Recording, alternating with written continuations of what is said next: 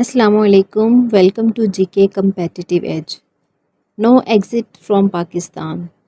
Americans کبھی پاکستان میں مداخلت کرنے سے باز نہیں آئیں گے۔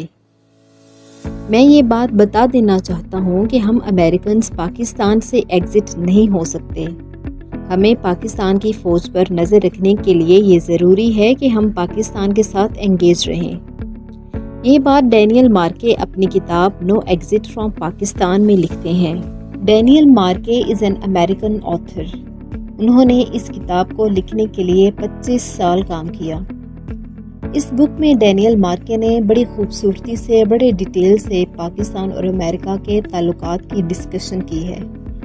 یہ ویڈیو اینڈ تک دیکھنے کے بعد آپ حیران رہ جائیں گے کہ امریکہ پاکستان کے اندر کیا کچھ کرتا رہا ہے اور کیا کچھ کر رہا ہے۔ 2022 میں عمران خان کی حکومت ختم ہونے کا دکھ تو سبھی کو ہے۔ کیا اس کی وجہ جانتے ہیں آپ؟ اب تک عمران خان صاحب بار بار یہ کلیم کرتے رہے ہیں that his ouster was a result of US backed conspiracy۔ اگرچہ امریکہ نے عمران خان کے آؤسٹر میں اپنے انوالومنٹ کے الیگیشنز کو ڈینائی کیا ہے، مگر اس بک نو ایگزٹ فرام پاکستان کا ریویو سننے کے بعد آپ بآسانی ان انسیڈنٹس کو آپس میں لنک کر پائیں گے۔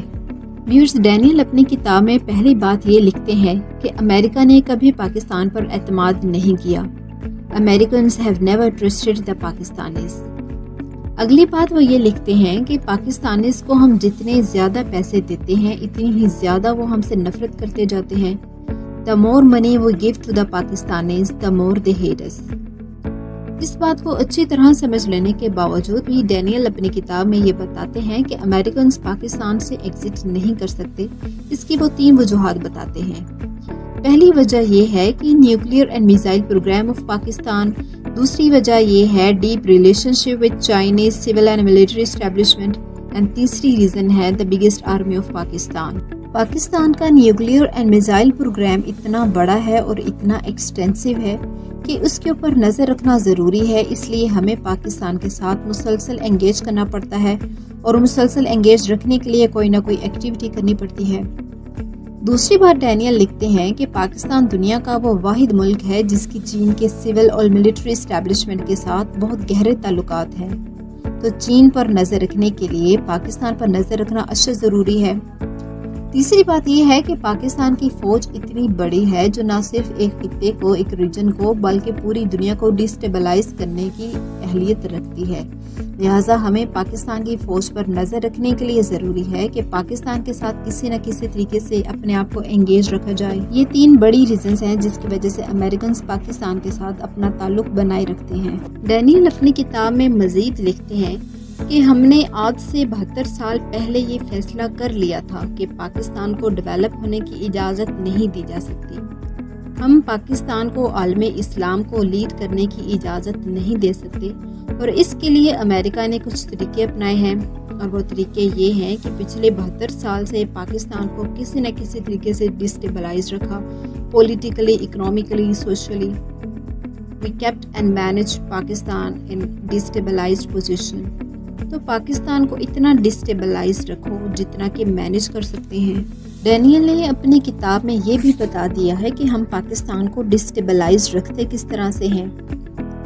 وہ لکھتے ہیں کہ امریکنز پاکستانی لیڈرز کو خریدتے ہیں، جس کے اندر پولیٹیکل لیڈرز بھی ہیں، سول لیڈرز بھی ہیں، ملٹری بیوروکریسی لیڈرز بھی ہیں، جرنلسٹ بھی ہیں، میڈیا ہاؤسز بھی، اکیڈمشنز بھی ہیں۔ ڈینیل مزید اپنی کتاب میں لکھتے ہیں کہ پاکستانی لیڈرز اپنے آپ کو بہت تھوڑی قیمت پر بیچ دیتے ہیں، اتنی تھوڑی قیمت کہ ان کو امریکہ جانے کا ویزا ہی مل جائے، یا ان کی اولاد کسی بیٹی یا بیٹے کو امریکہ اسکالرشپ مل جائے۔ اس چھوٹی سی چیز کے لیے وہ پاکستان کے مفادات کو بیچنے کے لیے تیار ہو جاتے ہیں۔ یہ لیڈرز اپنی پرسنل انٹرسٹ کو نیشنل انٹرسٹ پر فوقیت دیتے ہیں، اور یہ کوئی نئی بات نہیں ہے۔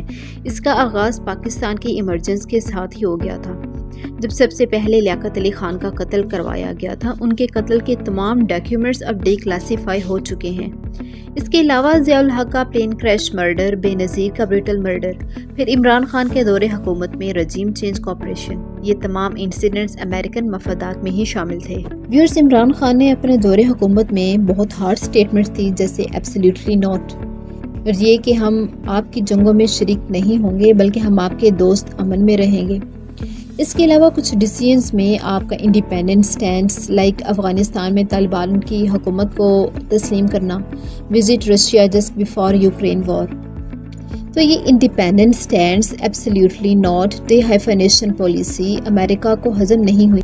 پچھلے 150-200 سال کی ہسٹری یہ بتاتی ہے کہ اگر کسی ملک کے لیڈر نے امریکہ کی مرضی کے مطابق کام نہیں کیا تو انہوں نے اس کا قتل کروایا ہے۔ یہ کوئی ایک دو قصہ نہیں ہے بلکہ ہسٹری ایسے قصوں سے بھری پڑی ہے۔ امریکہ پاکستان پر بھی کسی بھی قسم کے سنگین الزامات لگا کر پاکستان کو مزید مشکلات میں ڈال سکتا ہے۔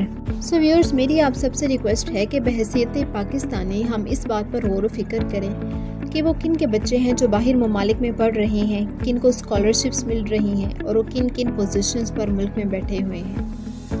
پاکستان کی سلامتی کے لیے ہمیں مل کر قدم اٹھانا ہوگا، ہمیں کھڑا ہونا ہوگا۔ مجھے امید ہے کہ آج کی ویڈیو آپ کو پسند آئی ہوگی۔